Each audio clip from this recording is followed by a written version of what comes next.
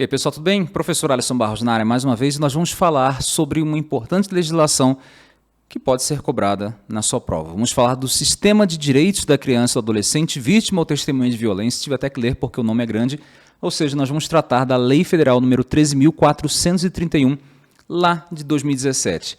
É uma lei boa? É uma lei interessante porque ela reconhece uma série de direitos e tal, mas que ela tem muita dificuldade de ser implementada. Infelizmente. Como a gente está estudando para concurso, de boa. Vamos lá.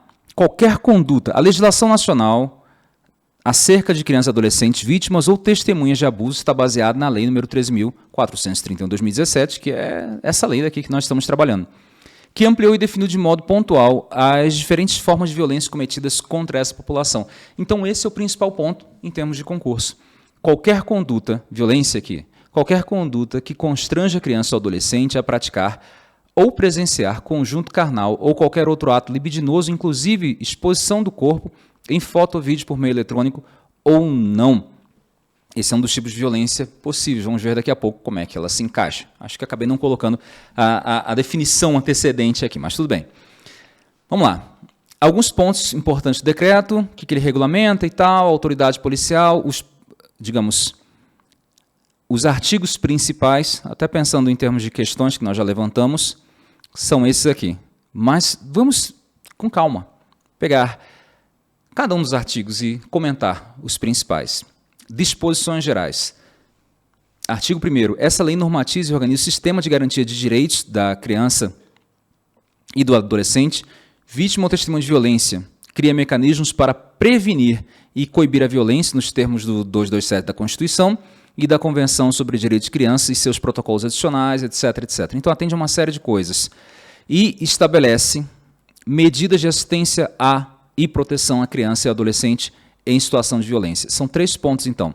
O objetivo dessa lei é prevenir, como vocês perceberam aqui, ok? Prevenir e coibir a violência. Organizar o sistema, prevenir e coibir a violência e estabelecer medidas de assistência. Então, nós estamos falando de ações antes da violência ocorrer e ações posteriores à violência. Artigo 2º. A criança e o adolescente gozam de direitos fundamentais inerentes à pessoa humana, isso está na própria Constituição, e vão ter direitos específicos à condição de vítima ou testemunha quando passarem por alguma situação assim.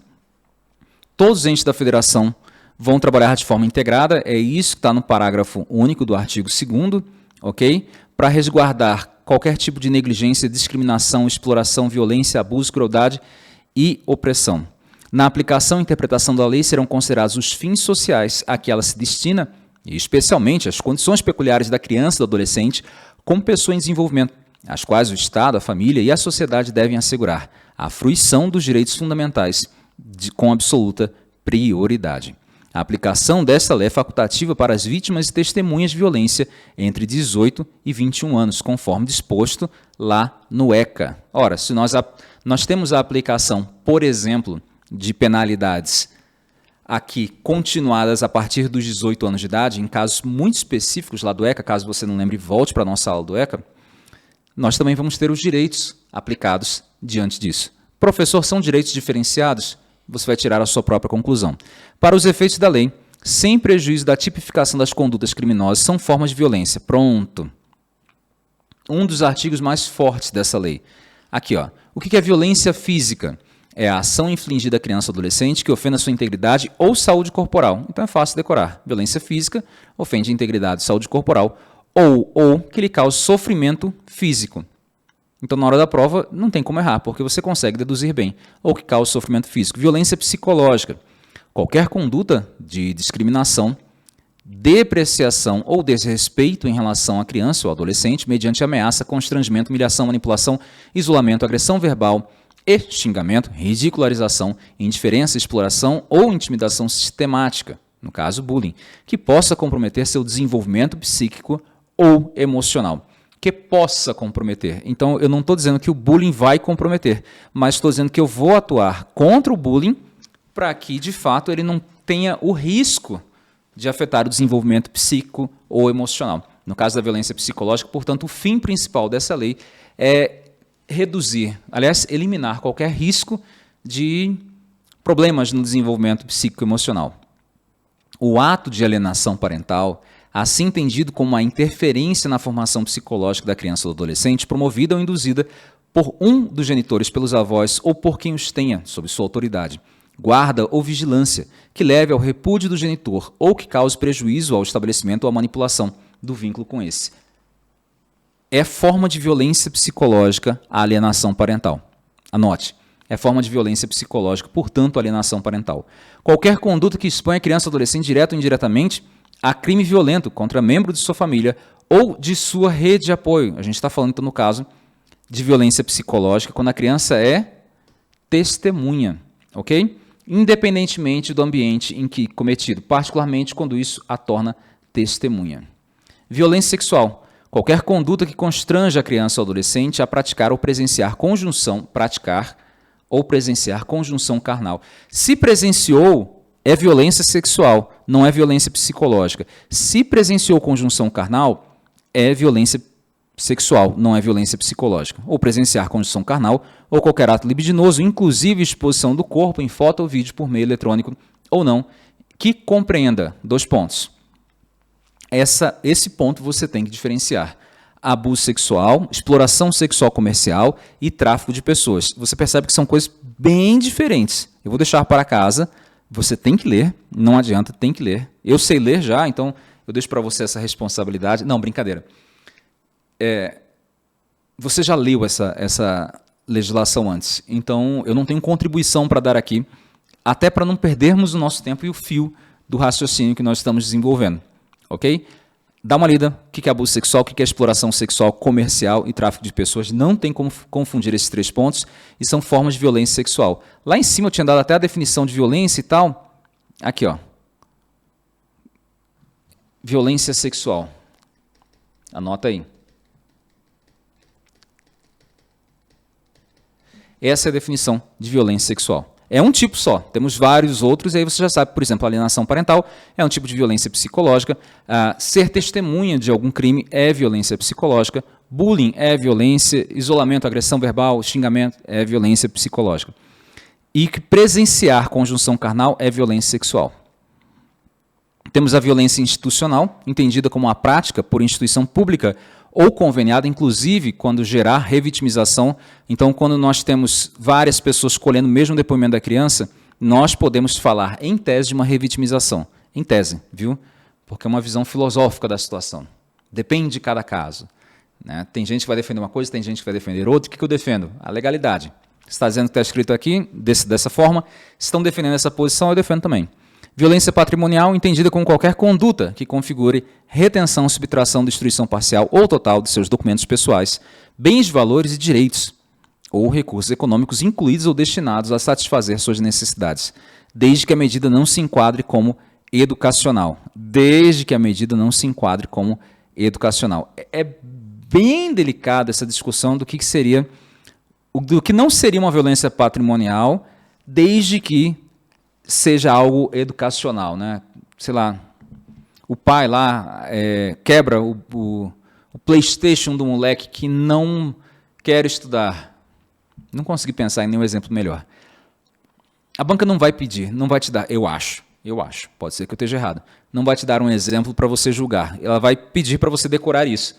Porque na hora da prova, quando aparece, a definição de violência patrimonial é essa daqui, aí está escrito, e sou estranho, eu concordo com você, violência patrimonial, patati patatá, desde que a medida não se enquadre como educacional. Aí você pensa demais e negocia com a questão. Aí quando você começa a negociar com a questão, meu amigo, você começa a interpretar. E quando você começa a interpretar, você começa a criar alternativas, multiversos na sua cabeça. E olha e pensa, tá estranho, aí marca errado. E eu estou te dizendo, decore, porque está certo. Para os efeitos dessa lei, a criança e o adolescente serão ouvidos sobre a situação de violência por meio de escuta especializada e depoimento especial. Tem outra lei para isso. Os órgãos de saúde, assistência social, educação, segurança pública e justiça vão adotar os procedimentos necessários por ocasião da revelação espontânea da violência. Na hipótese de revelação espontânea da violência, a criança e o adolescente serão chamados a confirmar os fatos na forma do parágrafo 1º desse artigo, salvo no caso de intervenções de saúde. Salvo no caso de intervenções de saúde. Por quê? Porque aí, entendo eu, que nesse caso de intervenção de saúde, quando há uma revelação espontânea, o próprio profissional da área de saúde vai informar as autoridades responsáveis do que aconteceu, da suspeita. Doença de notificação compulsória. A violência doméstica é uma doença de notificação compulsória. Violência contra crianças, adolescentes, contra mulheres, são condições de notificação compulsória. Está lá na resolução que todo ano muda de doença de notificação compulsória, mas são condições que devem ser necessariamente, obrigatoriamente comunicadas. Eu sou psicólogo, atendo online, e aí eu estou com a suspeita de que uma paciente minha esteja sendo agredida. Você tem a obrigação, não só moral ou ética, não dá para se falar em ética do jeito que a gente acha que existe no Código de Ética, mas você tem uma obrigação legal, é um decreto, na verdade, não é resolução não, resolução não tem força de lei, decreto tem. É um decreto que vai estabelecer essas doenças de notificação compulsória, então você tem a obrigação legal de fazer uma denúncia, nem que seja anônima, mas faça. Combinado? Bom, é isso. Desses 2 pontos, né, o parágrafo 2º vai se relacionar com o parágrafo 3º no que tange à revelação espontânea da violência. É preciso ter uma rede. Se nós não tivermos uma rede, não faz sentido nenhum nós termos essa lei que nós estamos comentando. O não cumprimento no disposto nessa lei vai implicar nas sanções previstas na lei do Estatuto da Criança e do Adolescente. Sobre direitos e garantias, como se não bastasse, mais coisa para você decorar. A aplicação dessa lei, sem prejuízo dos princípios estabelecidos nas demais normas nacionais e internacionais de proteção do direito da criança e do adolescente, vai ter como base, entre outros, os direitos e garantias fundamentais e tal. Ok, quais são os direitos? Resumindo, né? Porque, isso aqui é redundante. Direitos da criança e do adolescente, todos esses aqui. Receber tratamento digno, ter intimidade e condições pessoais protegidas quando vítima ou testemunha de violência, receber prioridade e ter prioridade absoluta e ter considerada a condição peculiar de pessoa em desenvolvimento. Leia, dá uma lida em casa, de boa, a lista é bem grande, né? 3 pontinhos aqui. O que eu faço com essa lista, Alisson? Você lê? É para decorar, para casa. O planejamento referido no inciso 8, no caso do depoimento especial, será realizado entre profissionais especializados e o juízo. Inciso 8, vamos lá. Ser resguardado e protegido do sofrimento com direito a apoio, planejamento, sua participação, prioridade na tramitação do processo, celeridade processual, idoneidade de atendimento, limitação das intervenções. Então, quando eu falo da limitação das intervenções, eu estou tratando do conceito de depoimento especial. Perfeito? E aí tem legislação, que não é essa, específica para isso. A criança ou adolescente vítima ou testemunha de violência tem direito a pleitear por meio do seu representante legal medidas protetivas contra o autor da violência. Os casos omissos vão ser interpretados de acordo com o ECA e a Lei Maria da Penha. Está vendo a relação da violência doméstica, a violência contra a mulher e a violência contra a criança e adolescente? Vamos lá. Da escuta especializada e depoimento especial. Essa nossa lei ela vai tratar disso? Vai. Escuta especializada é o procedimento de entrevista sobre situação de violência com criança ou adolescente, perante órgão de rede de proteção limitado o relato estritamente ao necessário para o cumprimento da sua finalidade. Olha que coisa! Nós vamos entrar dentro desse ponto? Vamos. Escuta especializada. É diferente de depoimento especial. Escuta especializada. Entrevista sobre situação da violência com criança e adolescente. Qual que é o segundo ponto? Perante órgão de proteção. Limitado o relato estritamente ao necessário. Beleza. Eu posso dizer, então, que a escuta especializada ela pode ocorrer fora dos tribunais. Sim, porque eu estou falando da rede. A escuta especializada ela ocorre fora dos tribunais, eu estou falando da rede. O depoimento especial é outro conceito. Falamos anteriormente da escuta especializada. Depoimento especial é procedimento de oitiva da criança ou adolescente vítima ou testemunha de violência perante autoridade policial ou judiciária. E aí nós temos um problema sério no Brasil. Escuta especial, escuta especializada. Escuta, desculpe a expressão, a palavra faz diferença. Escuta especializada ocorre na rede. Então está lá um assistente social, está lá um psicólogo, num CREAS, local mais apropriado para isso, realizando uma escuta especializada. Na medida do possível, quanto menos contatos, entrevistas no modelo de uma escuta especializada e quanto mais seguirmos protocolos, melhor. Ok? Para não haver a revitimização. E aí nós temos o conceito escuta especializada. Aí temos o conceito de depoimento especial. Depoimento especial, na lei, pode ser colhido por autoridade policial ou judiciária. Na prática, e eu tenho muitos alunos que já passaram em concurso para a área policial, é um pouquinho para um caramba complicado fazer isso. Na teoria, sim, a autoridade policial pode fazer o depoimento especial. Só que aí vocês vão perceber que nessa legislação, o restante dela vai falar do campo jurídico. A própria estruturação, a obrigatoriedade da Constituição de um depoimento especial implica em um juiz acompanhando. Cara, não dá para fazer, em tese, temos um paradoxo aqui, não dá para fazer esse depoimento especial pela autoridade policial. Uma delegacia não tem nem lugar para isso.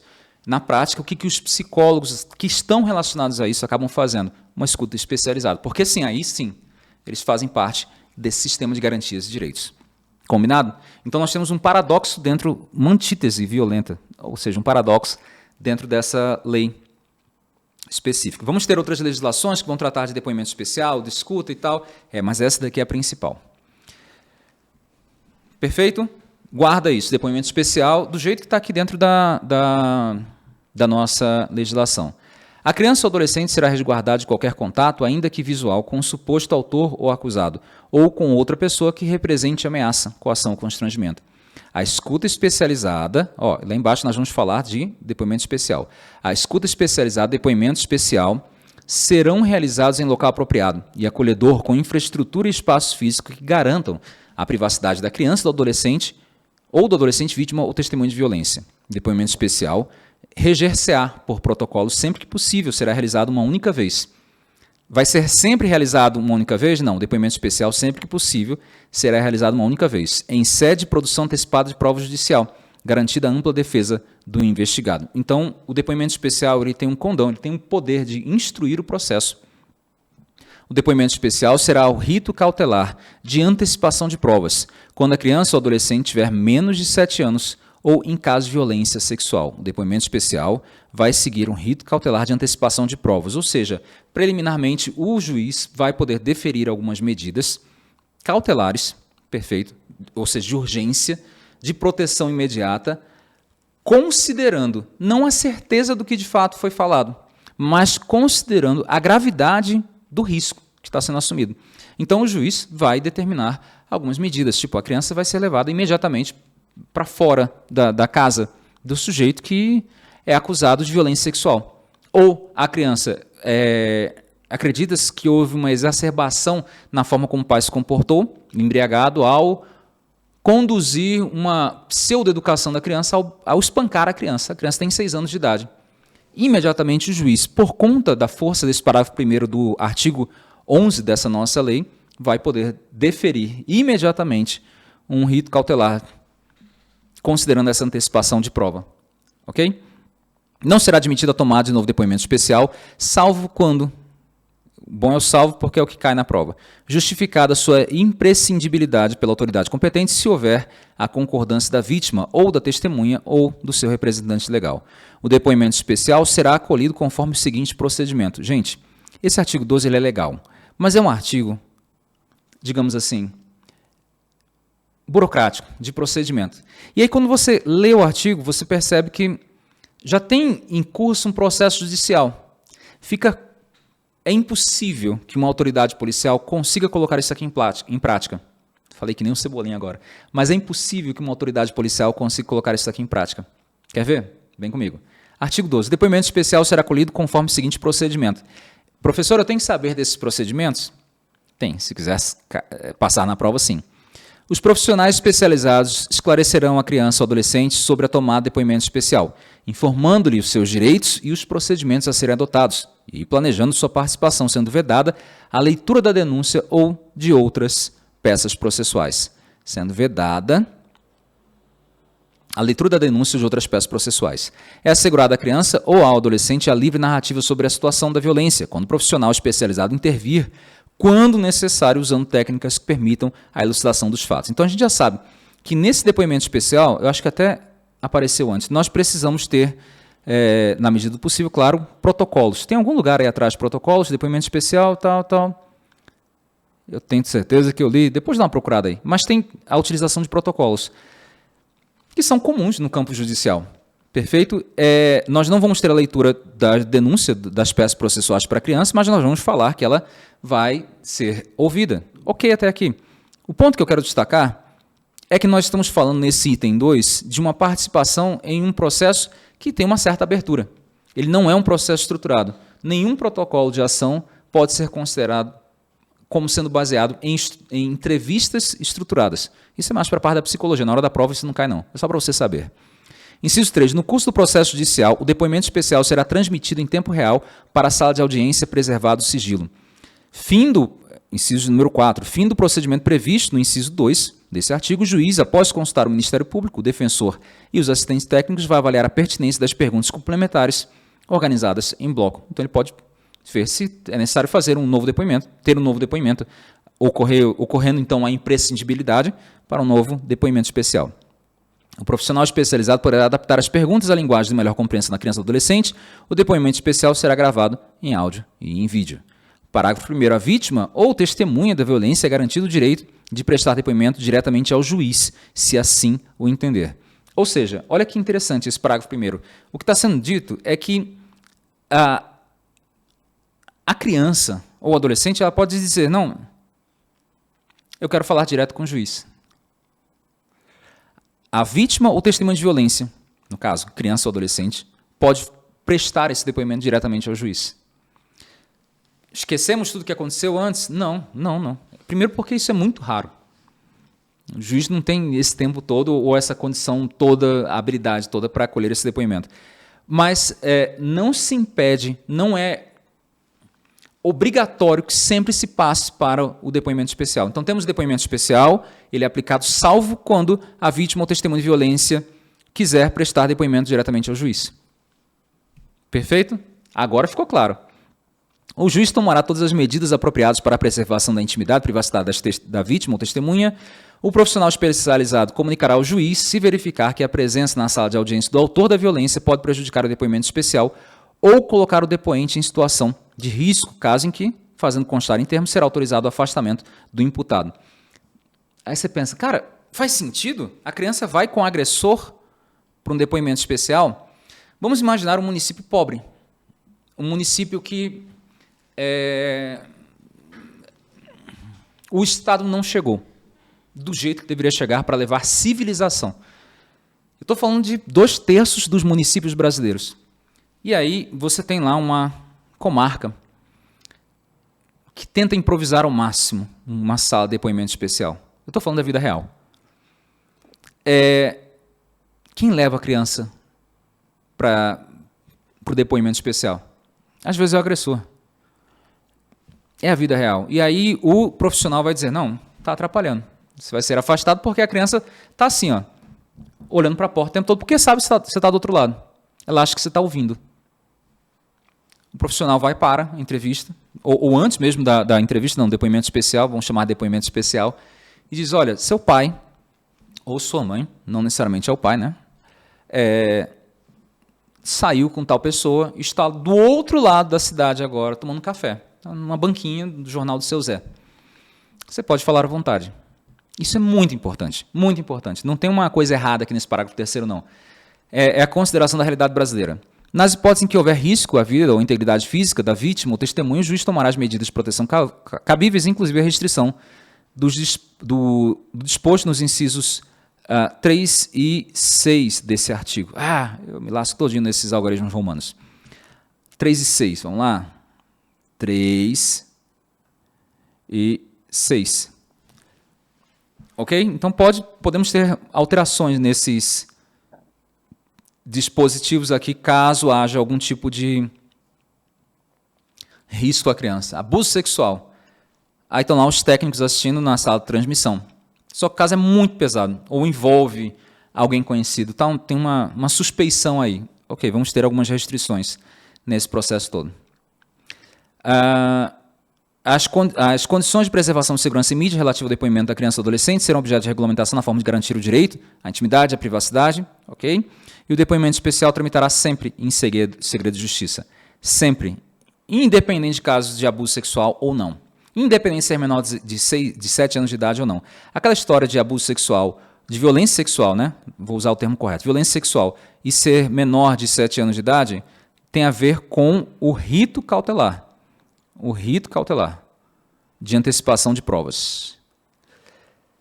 Artigo 13. Qualquer pessoa que tenha conhecimento ou presencie ação ou omissão praticada em local público ou privado que constitua violência contra criança ou adolescente tem o dever de comunicar o fato imediatamente ao serviço de recebimento e monitoramento de denúncias ao Conselho Tutelar ou à autoridade policial, os quais, por sua vez, cientificarão imediatamente o Ministério Público. Está aqui o Ministério Público sempre como sendo fiel da balança. Um dos maiores patrimônios do Brasil é o Ministério Público, claro, e a Defensoria Pública. Parágrafo único. A União, Estado, Distrito Federal e municípios poderão promover periodicamente campanhas de conscientização e tal para casa. A parte principal dessa legislação nós já versamos. Para casa. As políticas implementadas, artigo 14 também. Para casa, para casa, para casa. Para casa, burocracia. As denúncias recebidas serão encaminhadas. Só isso aqui que eu acho interessante, dessa parte final dessa nossa legislação, artigo 15. Era para ser um ponto de exclamação, acho que deu para entender. As denúncias recebidas serão encaminhadas. Isso daqui você tem que decorar. Decore, por gentileza, pelo amor que você tem à sua aprovação, ao seu futuro. À autoridade policial do local dos fatos para apuração, ao Conselho Tutelar, ao Ministério Público. Professor, eu posso encaminhar direto para o tribunal? Pode, pode. Sem problema nenhum. Mas o certo é você encaminhar primeiro para cá. Nós falamos, inclusive, sobre isso antes, né? Qualquer pessoa que tal, está aqui, ó. Deve comunicar imediatamente o fato ao serviço de recebimento e monitoramento de denúncias, né? Ao Conselho Tutelar. Aí, esse serviço de recebimento e monitoramento de denúncias não está explicado dentro da legislação, mas tem Conselho Tutelar, autoridade policial, que vão falar com o Ministério Público. Então, vem comigo, olha que coisa interessante. A gente está falando da denúncia, não está? Tá, estamos falando da denúncia, professor. Esse artigo 13, ele bate, na minha modesta opinião, com a lista do artigo 15. Porque essa lista daqui que está sendo tratada, ela não é exaustiva. Mas, para fins de concurso, nós vamos considerar que sim. Nós vamos considerar que extrapolou isso daqui, talvez não seja algo tão correto. Perfeito? Está aqui. Seguindo, pelo menos é o entendimento que eu tive, até respondendo um monte de questão. Eu acho que eles, sei lá, indicam duas possibilidades. E aí eu já vi questão de concurso falando desse artigo 15 e tal. Pediu de acordo com o artigo 15, são só esses três. Já vi questão anulada, inclusive. Mas pedindo de acordo com esse artigo 15, só esses três. Provavelmente você leu e não percebeu, né? Que tinha essa incoerência. O poder público poderá criar programas de serviço e tal, a visão preventiva, de atuação, intervenção e tal. Saúde e assistência social, isso tudo eu deixo gentilmente para casa. É a parte mais burocrática. Assistência social, segurança pública também. Justiça, mesma coisa. Crimes, guarde, só isso aqui é o último pedido que eu faço nesse vídeo, curtinho, para falar dessa lei. Guarda-pena, ok? Já caiu em prova e caiu em prova de psicologia. Disposições finais e transitórias e terminamos essa lei. É uma lei boa? É uma lei boa. Poderia ser uma lei mais bem redigida? Poderia ter sido. Eu fiz questão de parar nos pontos mais controversos, digamos assim. Controversos não, mas mais preocupantes.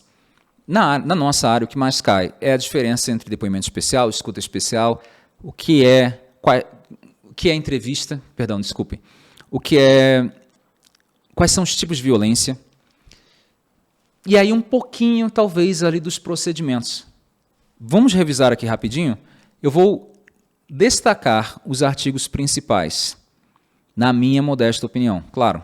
E aí, você vai no que concurso, você vai encontrar mais da metade das questões versando sobre isso. Ou seja, se você decorar, a coisa fica mais tranquila, mais fácil. Artigo 4º. Artigo 4º. Leia várias vezes. Artigo 4º todo, com os parágrafos e tudo. Pronto, já foi quase tudo. Esse artigo 5º ele é interessante, mas é um bom senso, né? Não é tão forte.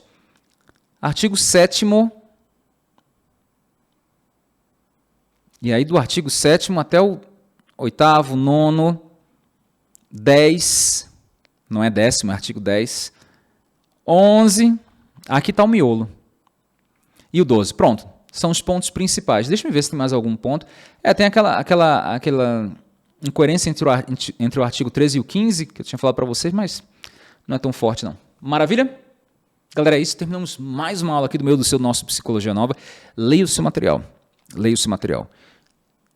Nós não fazemos milagre aqui no Psicologia Nova. Tem outras empresas que dizem, eu vi esses dias, acho que ontem, uma propaganda de um cursinho preparatório, né? Antigo, grande pra caramba, dizendo estude tal, é a professora lá falando, estude só por isso aqui. Eu não garanto isso. Estudar só pelo nosso material, não. Velho, se quiser, pega a lei seca, leia. Eu recomendo que faça isso. Eu passei no meu concurso assim, não vou mentir.